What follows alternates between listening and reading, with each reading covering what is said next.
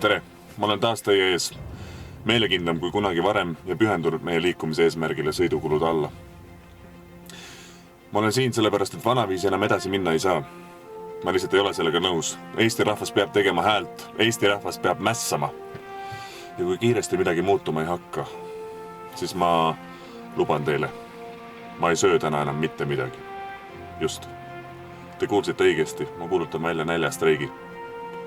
Ja las minu kõhukorin kostugu nende inimeste kõrvu seal üleval. Ja võib-olla see paneb neid mõtlema. Ma olen terve elu olnud väga kõhn, nii et ausalt öeldes ma ei tea, kaua ma vastu pean. Keegi meist ei tea.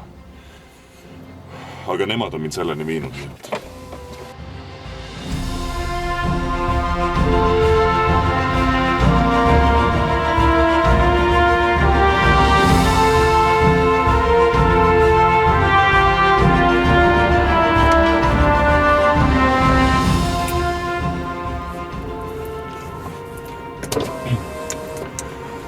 No nii, kell on 9.